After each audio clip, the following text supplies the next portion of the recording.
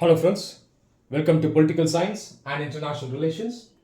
In this lecture, we are going to study India's nuclear doctrine under international relations.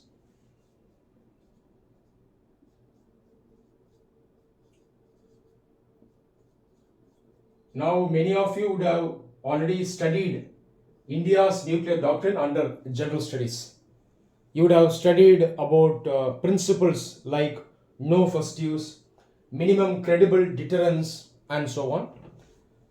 But from a political science point of view, we have to analyze India's nuclear doctrine from a subject perspective. We have to analyze India's nuclear doctrine based on concepts and approaches like realism, idealism, defensive realism, deterrence, balance of power, and so on. So, this is how a student of political science has to approach different concepts, applying the subject essence. So, this is how we are going to study India's nuclear doctrine.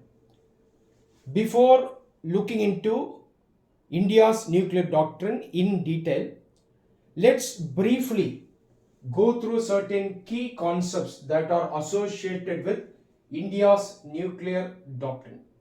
These key concepts are associated with international relations in general. The most basic key concepts are idealism and realism. I have explained these two concepts in detail separately. You can watch that video. Idealism stresses about peace in the international arena. It talks about cooperation between countries in the international arena. So it is having an optimistic view of relationship between countries.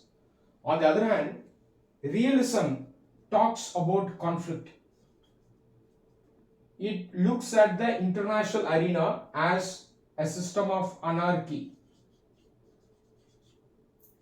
It looks into the egoism aspect of countries. According to realism, the concept of state is very important. States wield power. Even though we have international organizations like UN, states are very powerful. The state is very important to safeguard the security and sovereignty. Realism sees a perpetual conflict between countries. Realists are not optimistic about peace and cooperation between countries. Realists also stress the need for countries to build their strength in the military so that they can better safeguard themselves from their enemies. When we study about nuclear doctrine is more associated with realism rather than idealism. Within realism, there are two sub-concepts. One is offensive realism and the other is defensive realism. India follows the second brand, defensive realism. Countries like Israel, North Korea, they follow the offensive brand. According to the offensive realist school, states are power maximizers. They want to increase their hegemony at the expense of others. So this is called offensive realism. Take China. China wants to increase its power at the expense of other states in the Asia Pacific region. For example, it is trying to increase its influence in the South China Sea. On the other hand, defensive realists, they tell that states are security maximizers. States don't try to fight with each other, but they will try to maximize their security. So, India's nuclear doctrine can be placed under defensive realism. So, we have looked into idealism, realism, offensive realism, and defensive realism. Apart from this, countries of the world, they have national interest in mind. They also have national security in mind. Security is very important for a human being. Thomas Hobbes stressed that security is the most important priority. If you want to live in this world, you have to first secure yourself, is it not? Similarly, states also secure themselves. They have to protect themselves. The state and its government has to protect its citizens. So, national interest and national security are very important. Any state looks to protect itself like how a human being will try to protect himself. Now, there is another concept which comes into play in international relations. This is called balance of power. BOP. Not the BOP in economics, this is a BOP in international relations. Balance of power.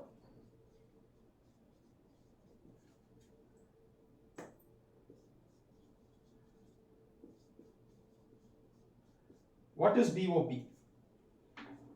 We have states in the international arena. The states are present in anarchy. Anarchy means a situation or a condition in which there is no centralized authority. Each state on its own. Each state has to protect itself, secure itself. Now, the states of the world are protecting themselves. At the same time, the states of the world will try to ensure that there is no single predominant or powerful state which can challenge other states and try to dominate other states or try to affect the security and the survival of other states. So this balancing activity is called balance of power. Okay, it is actually a concept, not activity. So states trying to ensure a balance at the international level. No single state should assume a predominant power so as to undermine the sovereignty of other states. Now the balance of power has to be ensured. Now states may either choose idealism or they may choose realism. A state tries to develop its military, it tries to develop weapons so that it can protect itself better. It can tackle its enemies better. If you want to protect yourself, you have to ensure that your enemy does not attack you. How to prevent your enemy from attacking you? So the best possible method and the practical method is to develop your military strength. When you develop your military strength, you are able to deter your enemy. This concept is called deterrence. Deterring means discouraging your enemy from harming you or attacking you. Deter.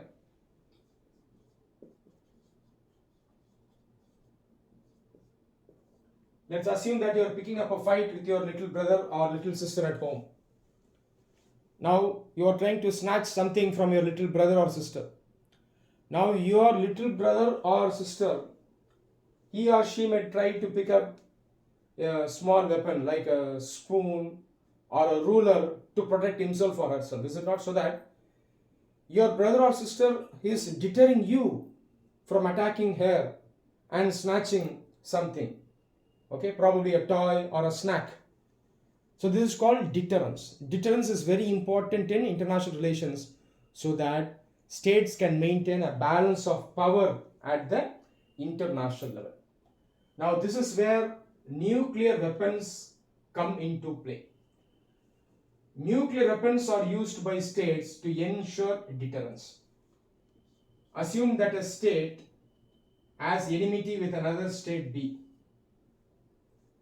A feels that there are chances of B attacking A anytime. Now A has to overcome this threat. Now A is deciding to safeguard itself by developing its own weapons. When it develops its own weapons, it is able to ensure deterrence so that B does not attack A. Now another concept comes into play. This is called security dilemma.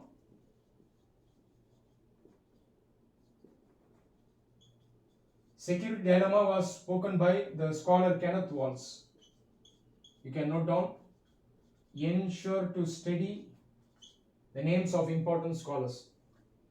According to security dilemma, when one state develops or tries to develop its own weapons in order to protect against its adversaries, this may create a counter reaction.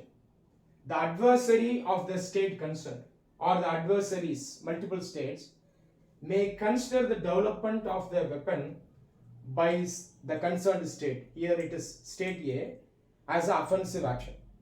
State A is actually developing weapons to protect itself from state B, but state B may consider the development of weapon by state A as an offensive action. As a result, state B will now develop its own weapon. This is how security dilemma come to an end. Take the example of India and Pakistan. India developed its own nuclear weapon in 1974. It conducted its first test. It's conducted its second test in the year 1998. The development of weapons by India for its own security was seen as a security threat by Pakistan. What is this? This is security dilemma.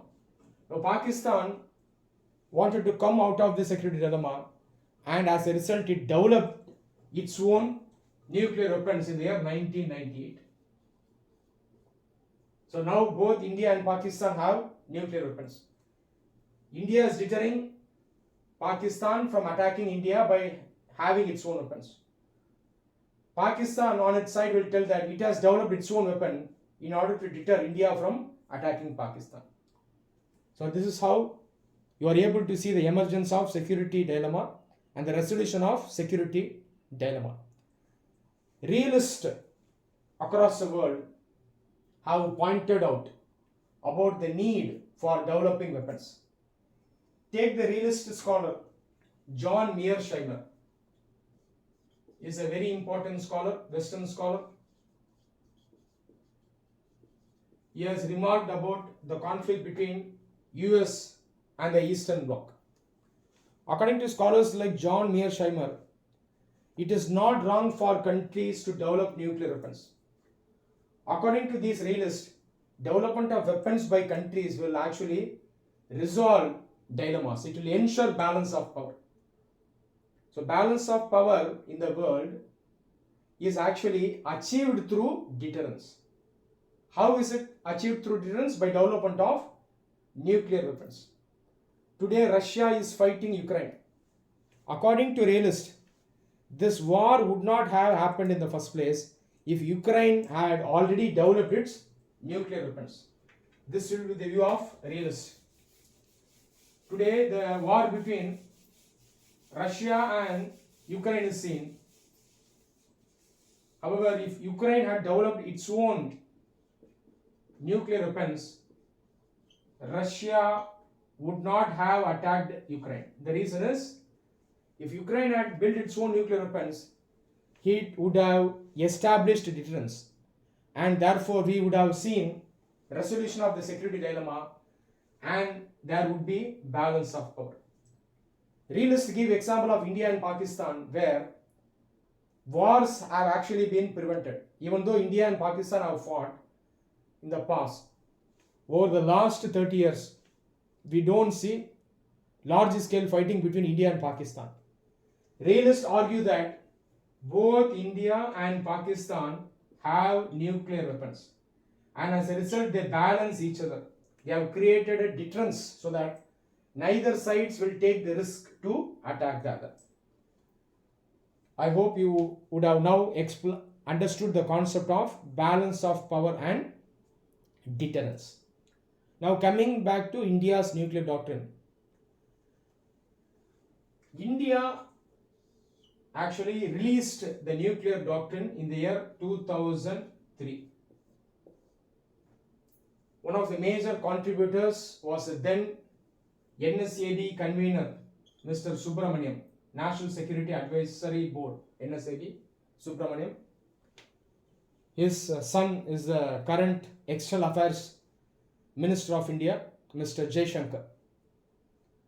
Now, how did India arrive at the nuclear doctrine? We will first look into the background. Many national leaders of India analyzed about nuclear weapons even before India's independence. Take Gandhiji. Gandhiji called nuclear weapons as diabolic, that is dangerous. The first Prime Minister of India, Nehru, called nuclear weapons as satanic. It is clear that India's national leaders did not appreciate nuclear weapons. After all, India was a victim of imperialism. India suffered under British rule. These leaders witnessed the Second World War. They clearly understood the dangers of nuclear weapons. US was the first country in the world ever to develop a nuclear weapon.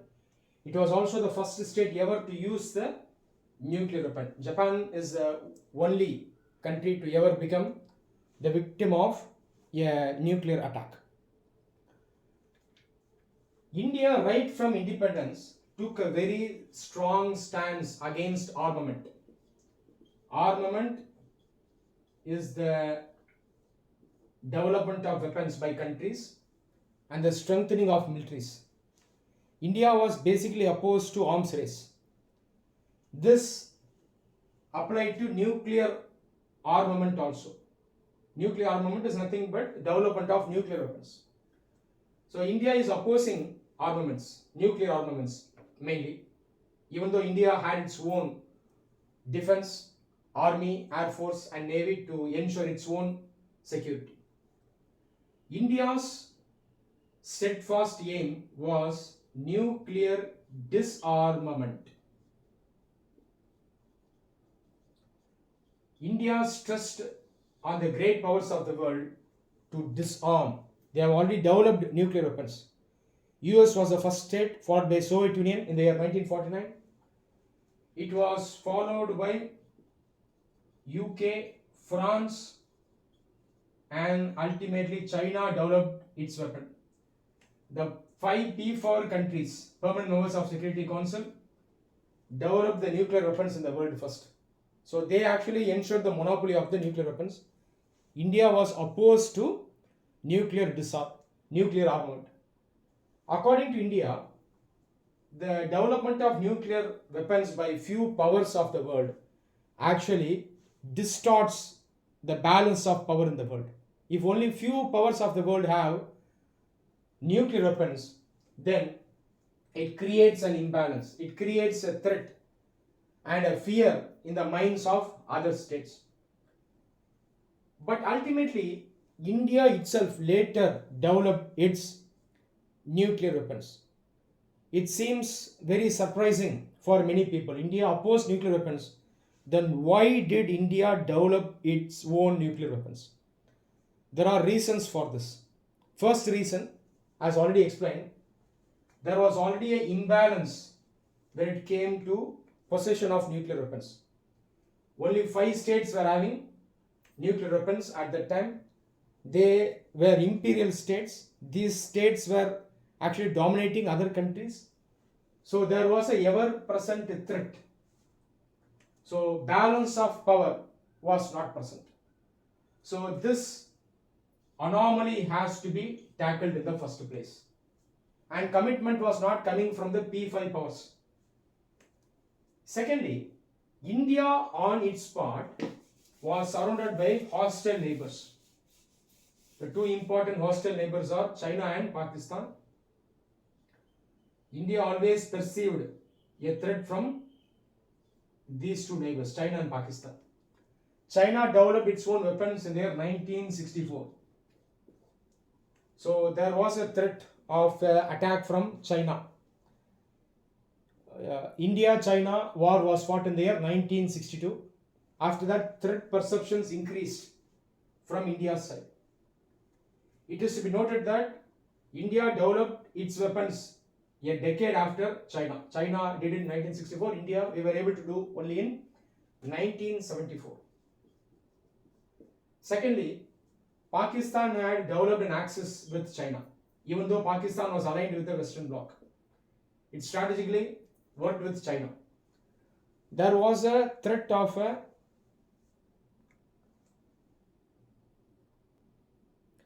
two-front war with both Pakistan and China. So these two hostile neighbors have to be contained. They have to be checked. So what is the solution? India itself went for deterrence. As you have already studied, that deterrence is the key to ensure balance of power. Deterrence is the key to ensure the survival of a state. India ultimately developed its own weapons. The first nuclear test was conducted in the year 1974. It was called Smiling Buddha. The second test was conducted in the year 1998. It was called Operation Shakti. In 1998, India officially declared that we are a nuclear weapon possession state. After declaration that we are a nuclear weapon possessing state, India faced sanctions from Western Bloc states like US, Japan and Australia. Only later were these sanctions lifted. So India itself was looked with suspicion by many countries of the world after becoming a nuclear state. Now India had a big challenge. India wanted to justify development of its nuclear weapons. It wanted to prove to the world that it is a peace-loving country, and it has developed the nuclear weapons not as a choice but due to compulsion. This later led to the development of India's nuclear doctrine in the year 2003. What is nuclear doctrine? Doctrine is a set of principles. Under the doctrine, India clearly tells the world why it has developed its own weapons, why is it maintaining its weapons. So it is clearly telling to the rest of the world the justified reasons on why it has developed its own weapons. So this will increase the credibility of India. The world saw India as a peace-loving country, but there was a challenge to this image. India has to establish its image as a peace-loving country that does not want to threaten or attack any other country in the world. So this is how the nuclear doctrine came into existence. Before looking into the nuclear doctrine, we will briefly look into the institutions concerned with the nuclear weapons in India. In 1998, India developed nuclear fusion device. Nuclear fusion device, also called hydrogen bomb. Only a few countries possess the hydrogen bomb. India is one of them. We conducted a test for the nuclear fusion bomb in 1998. Even though India has lesser nuclear warheads compared to Pakistan and China, India possesses nuclear fusion bombs. So we are strategically strong. Pakistan does not have nuclear fusion bombs. Pakistan has only nuclear fission bombs. Secondly, Pakistan does not have superior nuclear warheads transporting missiles. India is much superior when it comes to nuclear warhead transmitting missiles like Agni. Okay, now credibility has to be ensured. India has a three-tier structure. The overall institutional framework is called NCA, Nuclear Command Authority. So Nuclear Command Authority is a three-tier command. India's nuclear weapons are under civilian control. It is under government control. The final call will come from the civilian government. It is not coming from the army or any other entity. It will definitely come from the political executive only, which is chosen by the people. Under the NCA, there are three tiers. First is political, second is executive. The political tier is headed by the Prime Minister. The executive tier is led by the National Security Advisor, NSA. The third tier is called Strategic Forces Command, SFC.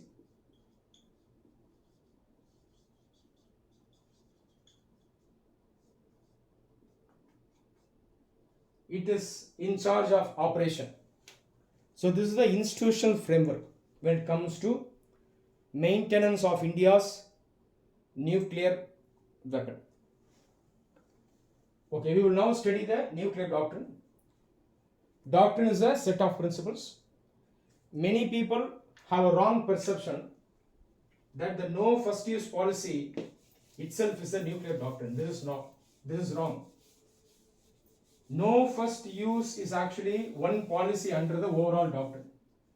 No first use is not the complete nuclear doctrine. Understand this. But no first use policy often comes in the news. It is discussed by the media because of its strategic significance.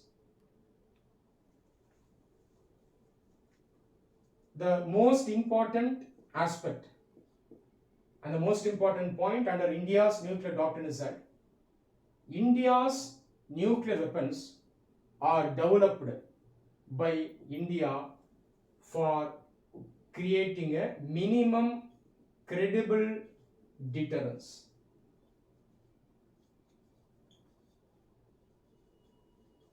India's nuclear weapons are developed not to threaten or attack any other state, but to protect our country, India. So this is the aim for developing the nuclear weapons. The nuclear weapons provide minimum credible deterrence. We already studied deterrence. Deterrence is discouraging the enemy from attacking you, protecting yourself, ensuring balance of power. Now the deterrence should be credible. It should be at least minimum credible. There should be a minimum guarantee. This is called minimum credible deterrence. India develops its own weapons so that other states will be deterred from attacking India. There will be a minimum guarantee. This is called the minimum credible deterrence. An associated concept is called MAD, mutually assured destruction. India has developed its own weapons to protect against threats like China. For assumption's sake, let's assume that China is attacking India with nuclear weapons. Okay, God forbid. Now India will also attack China with nuclear weapons, is it not? So there will be mutually assured destruction of both the countries. As a result, neither India nor China will attack each other. So both India and China know that if they attack each other, they'll destroy each other. And as a result, no country will attack the other country. As a result, deterrence becomes practical. Deterrence leads to balance of power. So this is the first point, first principle. Second principle is the no first use policy, called NFU. Many people are thinking that only India has NFU. China also has NFU. Among the 9 countries in the world possessing nuclear weapons, only India and China have NFU. Rest 7 countries, France, UK, US, North Korea and so on, don't have NFU. Pakistan, for example, has first use policy only. According to Pakistan, Pakistan reserves its right to use nuclear weapon if it feels a threat perception from India. So this is no first use. According to India, India is not maintaining its weapons for threatening or attacking other state, but if a state possessing nuclear weapons attacks India, then definitely India will take the nuclear weapons. Okay, so it is not first use, it is use only if a country attacks India with its nuclear weapons. However, this policy is not a cowardly policy. Many people have a wrong perception about NFU.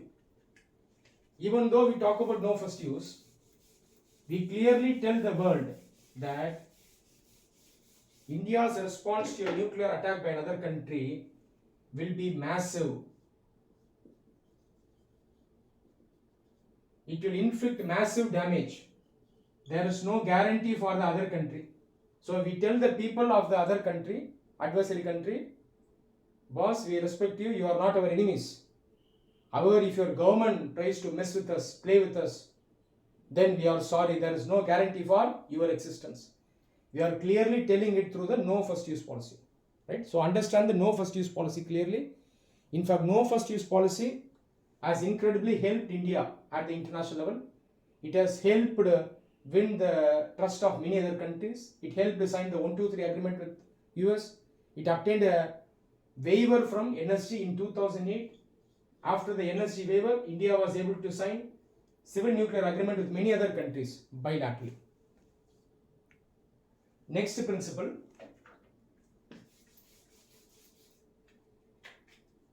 nuclear country versus non-nuclear country. According to the nuclear doctrine, India will use its nuclear weapons only if a nuclear country attacks India with nuclear weapons. If a non-nuclear country attacks India, then India will not take its nuclear weapons. We will fight with that country only using conventional warfare. For assume that Nepal is attacking India in the future. Okay, once again, hypothetical situation only. In that case, India will not take its nuclear weapons to fight Nepal. We will fight Nepal only through conventional warfare. That is not using nuclear weapons. Nuclear weapons comes under weapons of mass destruction, WMD. WMD also include chemical weapons and biological weapons. So this is the distinction between nuclear state and non-nuclear state. If nuclear state attacks, we will definitely take our nuclear weapons. If a non-nuclear state attacks India, then we will not take our nuclear weapons. But there is one exception to this policy of no first use. What is this exception? According to this exception, if a country uses chemical weapons or biological weapons against India, then we will give an exception to the no first use policy. We will take our nuclear weapons in the first instance. In normal situations, we will not take the nuclear weapons in the first instance. But if a country does not respect international law, and if it uses chemical and biological weapons, for example, COVID, mustard gas, sarin, and so on, then the no first use policy will be suspended. India will take the nuclear weapon to protect its people and its territory. So we have studied India's nuclear doctrine. I hope you have understood India's nuclear doctrine under the overall essence of the subject. To summarize, you have to associate it with idealism, realism, defensive realism. India's nuclear doctrine itself goes by defensive realism.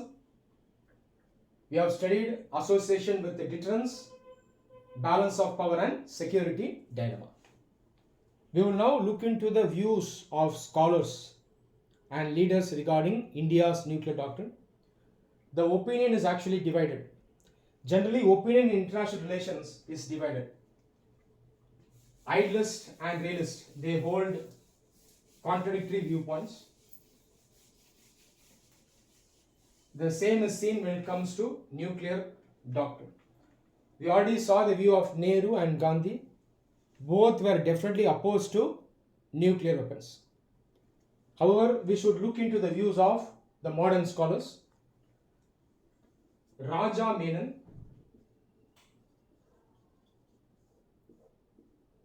former admiral.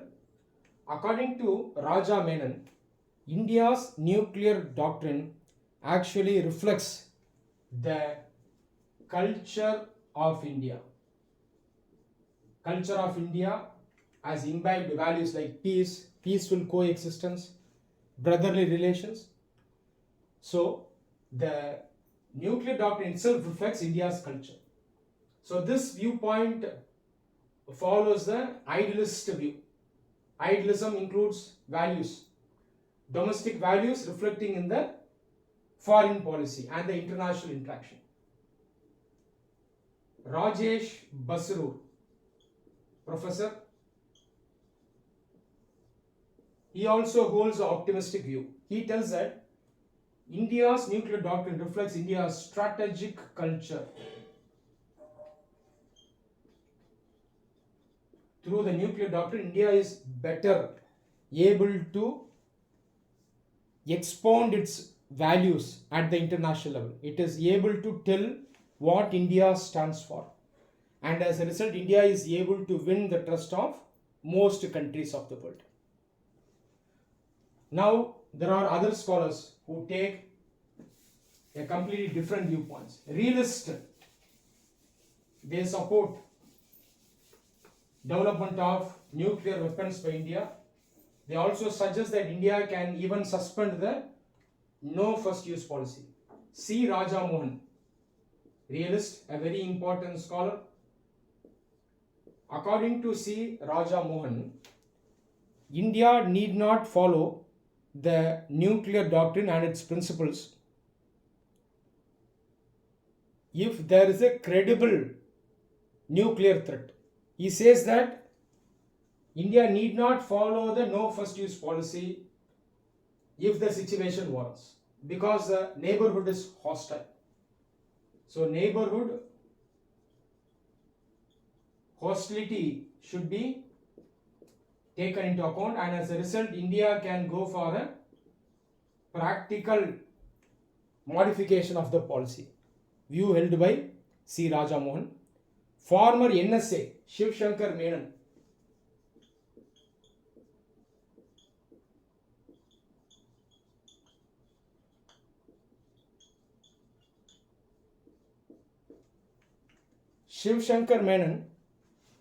he tells that we have to clarify regarding the no first use policy. He tells that there should be a shift from no first use to no first use against non-nuclear weapon states. He is indirectly pointing to China and Pakistan.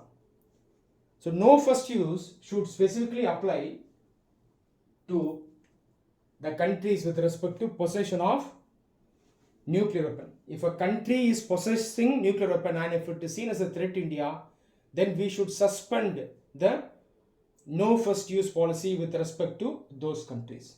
This is the view of Shiv Shankar Menon.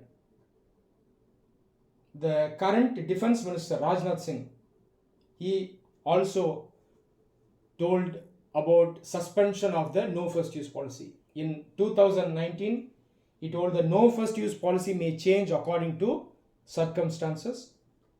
Similar view was held by other leaders.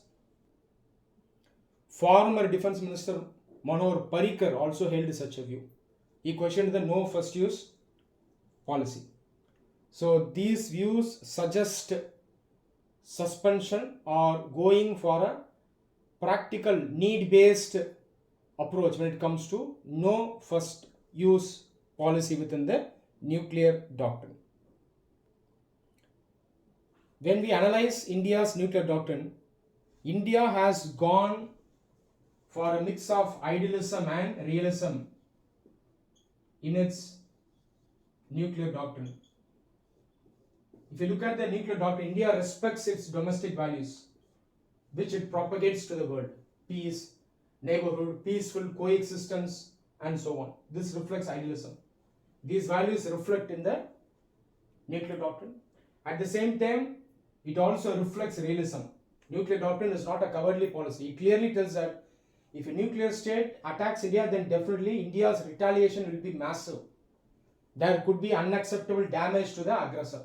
So it reflects realism. It reflects the defensive brand of realism. Nevertheless, it takes into account the need of India, the security of India. As already discussed, the states of the world are seen in the system of anarchy. Each state will definitely try to protect itself and ensure a balance of power.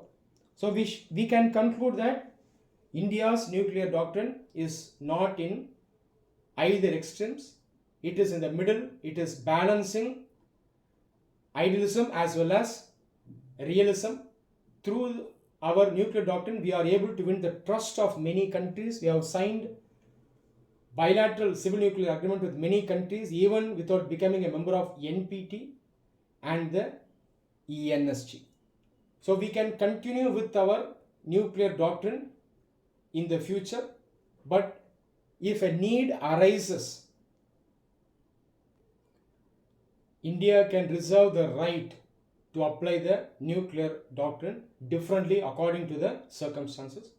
As of now, such a circumstance does not arise. I hope this lecture was helpful to you. Thank you.